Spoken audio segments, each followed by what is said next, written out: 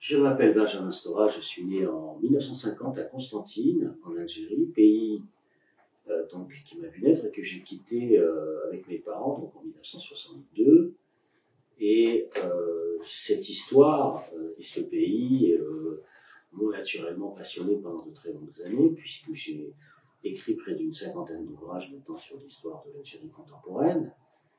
C'est un pays qui à la fois est en moi, bien sûr, profondément, mais en même temps qui me regarde. C'est-à-dire qu'il y a les deux aspects. C'est un pays qui est en moi et qui me regarde de l'extérieur, parce qu'il y a à la fois, disons, cette connaissance privée, intime, communautaire, familiale de cette histoire, de ce pays, mais en même temps, il y a, disons, une connaissance beaucoup plus personnelle, académique, au sens littéraire, historique, scientifique, donc une distance davantage critique sur l'histoire. Donc il y a les deux aspects, à la fois subjectifs, personnels, intimes, sur l'histoire de l'Algérie, et en même temps, bien sûr, une distance que j'estime être critique et objective, avec les règles de la rigueur scientifique de l'historien. Donc il y a ces deux aspects pour parvenir à m'approcher, disons, d'une vérité sur une histoire extraordinairement compliquée, douloureuse, traumatique, et qui concerne énormément de personnes, puisque l'Algérie, ça a été longtemps, comme on le sait, les départements français. Il y a eu une guerre d'indépendance très violente, qui a abouti, disons, au départ des Pieds Noirs. Bien entendu, c'est connu, la question des massacres des Harkis, mais aussi la mort de centaines, de milliers d'Algériens dans cette histoire et dans cette guerre. Et par conséquent, dans les deux pays, il y a un traumatisme, disons, qui est très très fort, très important, qui concerne le rapport direct à l'Algérie. C'est une mémoire douloureuse, en particulier pour les Français, notamment puisque l'Algérie, encore une fois, c'était la France. Donc voilà à peu près pour cette présentation. J'ai aussi réalisé des documentaires sur l'histoire de cette guerre, des années algériennes, en 1991, et puis aussi l'indépendance aux deux visages. C'est un documentaire, un entretien avec 10 acteurs principaux du côté algérien, qui ont raconté leur histoire et leur guerre. Abdallah, aussi Naïf Ahmed, Arbi, Ali Yaroum, Youssef Ratib, enfin bon, que j'ai interviewé très longuement. Ce documentaire avait été diffusé par la télévision en 2002. Et puis un documentaire en 2012 qui s'appelle La Déchirure, qui raconte exclusivement en images le récit de cette période de 1954 à 1962. Les éditions Robert Laffont m'ont sollicité pour rassembler 6 de mes ouvrages qui traitaient de cette histoire, qui étaient à la fois donc le côté personnel, le côté subjectif, et en même temps des études à caractère beaucoup plus académique, historique. Sur le côté subjectif et personnel, dans ce livre, il y a donc 6 livres dans la collection bouquins, il y a donc 6 ouvrages, et sur ces 6 livres, la part subjective concerne mon enfance, avec un ouvrage qui s'appelle Les clés retrouvées, donc de mon enfance à Constantine, puis ensuite mes engagements politiques dans les années 70, donc une sorte de suite, avec un ouvrage qui s'appelle La dernière génération d'octobre, et puis un ouvrage aussi sur mon travail universitaire qui s'appelle Les guerres sans fin, à propos de l'Algérie aussi.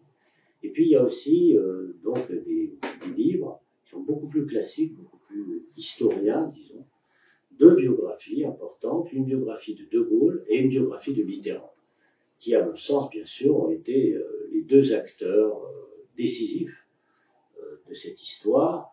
François Mitterrand et la guerre d'Algérie, que j'ai rédigé avec François Mali, qui traite du comportement de François Mitterrand pendant la guerre d'Algérie sur un épisode peu connu, c'est lorsqu'il était garde des Sceaux, donc ministre de la Justice, et donc le problème du rapport à la grâce possible aux condamnés à mort algériens. Et ce que nous avons découvert à travers les archives, et c'est ce qui est dans ce livre, et qui fait l'originalité de ce livre, c'est que l'homme qui avait promu l'abolition de la peine de mort en 1980 est celui qui avait refusé la grâce aux condamnés à mort algériens en 1957, et qui ont amené à la guillotine beaucoup d'Algériens, un certain nombre de condamnés à mort algériens, et qui ont été guillotinés par refus, disons, de grâce du ministre de la Justice de l'époque, qui était François Mitterrand. Et en contrepoint, en miroir, pourrait-on dire, de cette attitude de François Mitterrand, qui était un homme politique qui était surtout je vais dire obsédé, enfin, le mot est un peu fort, mais qui voulait la conquête du pouvoir et prendre la place de celui qui était président du Conseil à l'époque, en 1957, il y a un autre personnage en face, qui est le général de Gaulle, qui va arriver au pouvoir en 1958, comme chacun sait, et qui lui, par contre, homme de droite et maurassien, va, à partir de 1959-60, s'orienter au contraire vers la décolonisation et l'indépendance de l'Algérie. Ce sont tous ces ouvrages qui sont rassemblés en un seul, ça c'est une tradition de la collection Pékin, qui traite donc de cette part subjective à l'histoire, donc ce rapport à l'histoire, et puis ce travail à partir de deux personnages. Alors il y a d'autres livres qui auraient pu figurer dans ce recueil, mais je pense qu'il y aura peut-être une suite, peut-être d'autres ouvrages. En particulier, il y a deux thèmes importants qui ne sont pas dans ce livre, sur lesquels j'ai beaucoup travaillé. D'abord, il y a l'aspect algérien de la guerre. J'ai fait une biographie de Messali, qui était mon premier travail d'ailleurs, Messali Hadj, qui était un des grands leaders du nationalisme algérien. Une biographie de Farhad Abbas aussi, que j'ai fait. Et puis, bien sûr, j'ai fait une histoire de l'immigration algérienne en France, qui est ma thèse d'État, un énorme travail qui a été publié aussi. Donc c'est la part algérienne.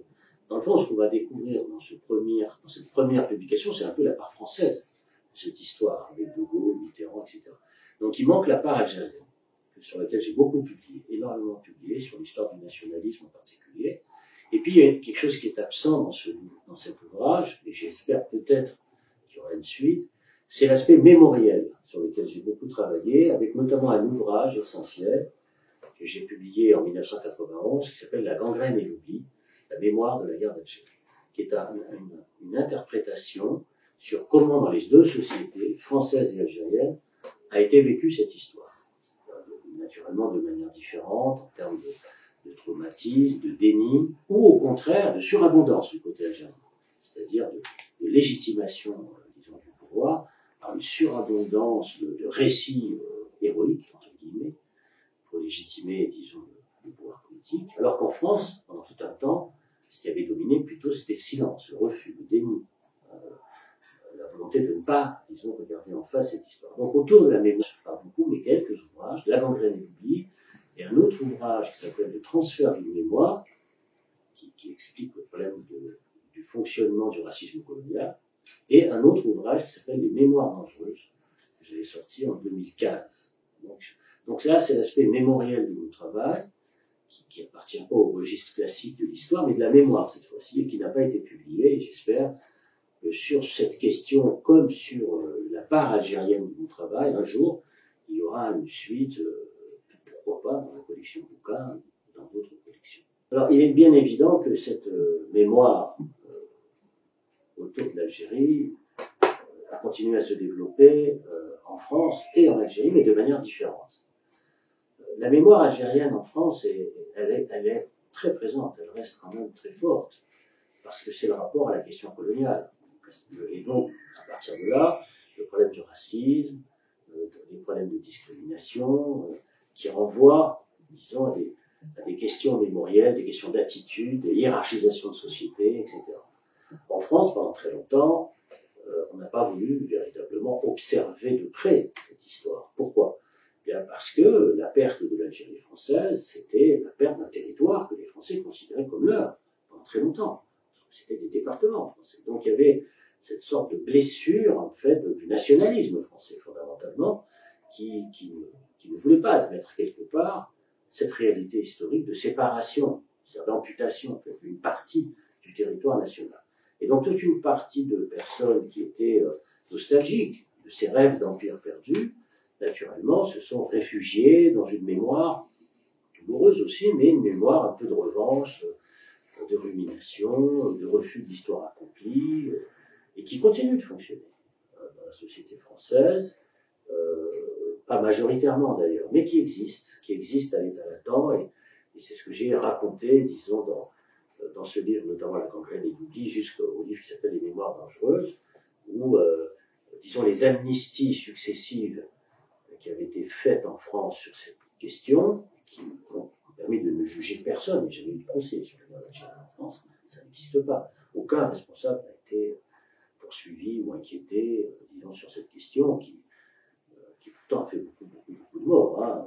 C'est pas un mort dans la rue ou deux, hein, c'est des dizaines de milliers de morts. Et là, personne n'a été poursuivi pour les décisions qui ont été prises, pour les histoires d'exécution, de torture, etc., etc. Ça n'a jamais été discuté, envisagé, puisqu'il y avait des amnisties, des lois d'amnistie, hein, qui interdisaient qu'on juge ces questions-là. Alors, évidemment, lorsque il y a une amnésie, il y a des retours. Des retours de refoulés, de très violents, de gens qui tentent de se réapproprier cette histoire en France, notamment les enfants de l'immigration algérienne. Il n'y a pas que ceux qui sont nostalgiques, hein, d'un côté, mais aussi ceux qui veulent se réapproprier cette histoire, et notamment à travers, par exemple, la bataille du 17 octobre 1961, qui a un point de focalisation, qui est le moment, disons, d'un massacre à Paris des travailleurs algériens.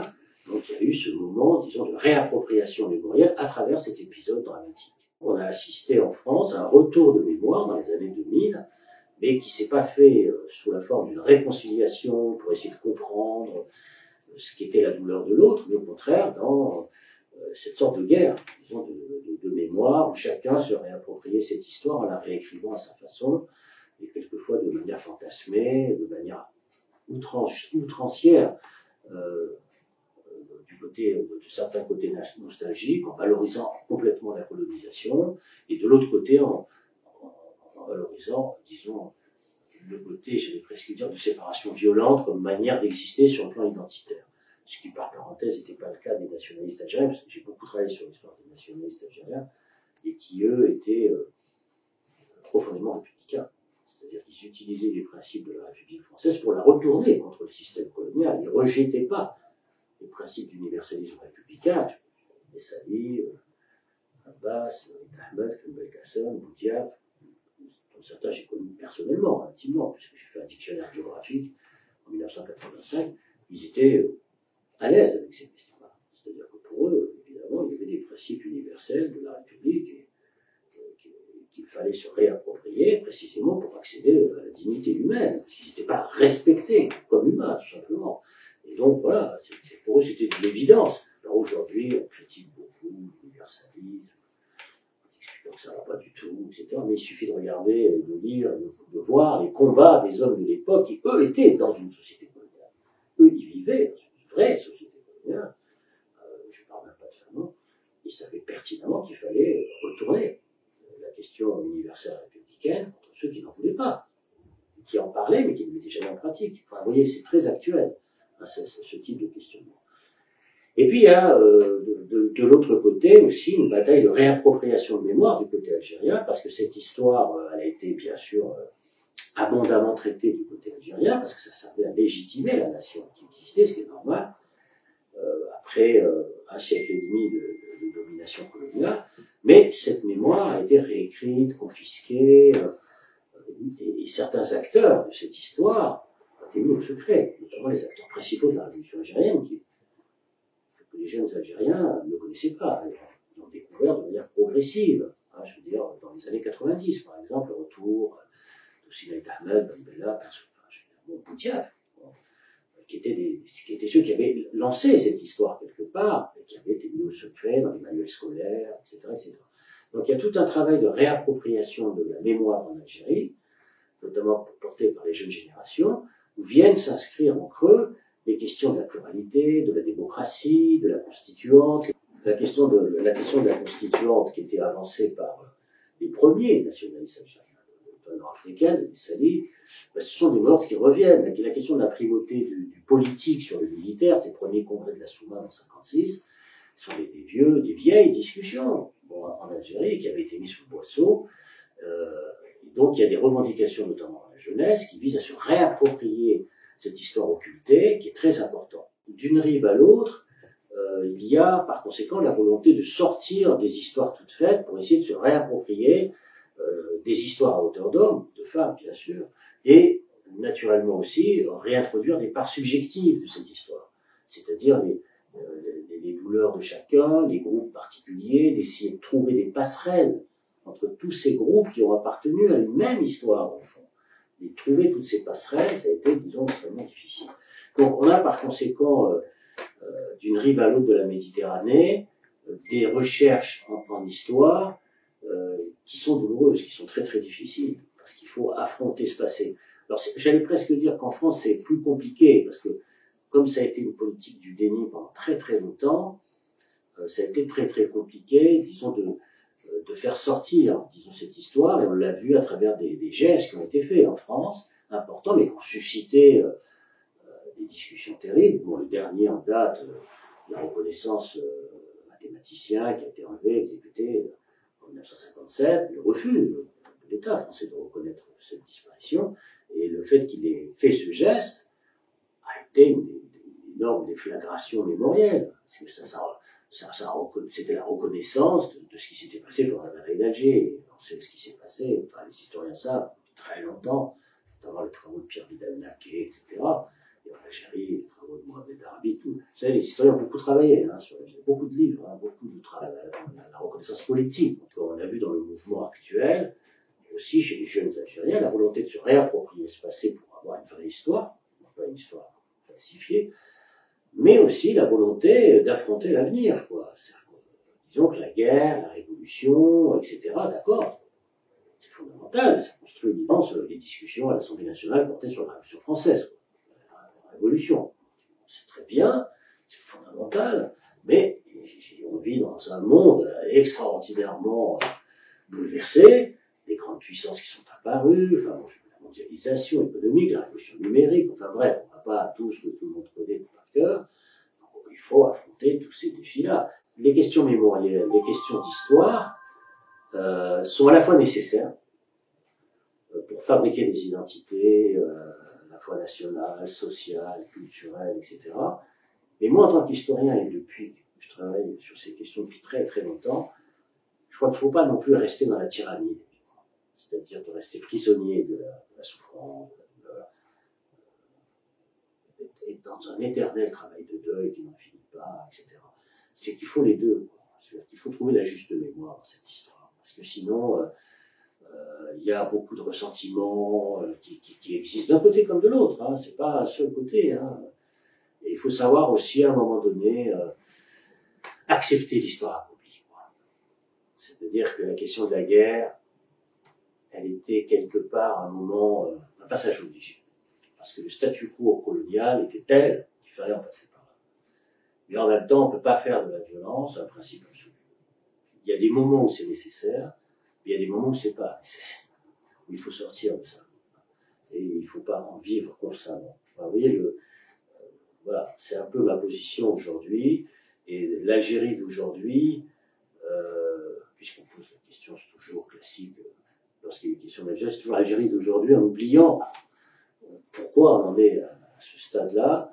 L'Algérie d'aujourd'hui, c'est difficile parce qu'elle doit à la fois assumer cette histoire très violente qui a été la sienne, une extrême violence, voilà, la colonisation, la dépossession foncière, la première guerre d'Algérie qui a duré 40 ans, entre 1832 et 1871. On va imaginer la guerre que ça a été.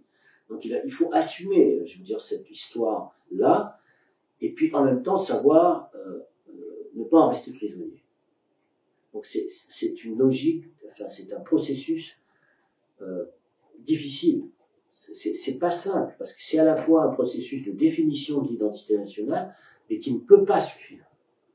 Donc on peut pas, parce qu'il y a d'autres défis. Il y a le défi de la pluralité, il y a le défi de l'identité berbère, il y a le défi, disons, de la place des femmes dans ce pays. Il y a plein de défis. Il y a des défis économiques, c'est-à-dire le fait de rester, disons, dans des situations de dépendance par rapport aux hydrocarbures. Tout le monde le sait, surtout aujourd'hui, avec l'effondrement des cours des prix du pétrole. Donc il y a tous ces défis qui viennent se superposer là et qu'il faut affronter, qu'il faut regarder en face. Alors c'est là, dans le fond, ce qu'a voulu faire ce mouvement qui a abouti à la chute de Bouteflika. C'était de faire sauter tout ça, c'est-à-dire d'avoir une société beaucoup plus transparente, débarrassée de la corruption bien sûr, qui soit plus fluide aussi. C'est-à-dire que les gens arrêtent, disons, de penser, ou que les gens veulent savoir ce qui se passe derrière le rideau. C'est-à-dire qu'on ait accès aux informations. C'est fondamental.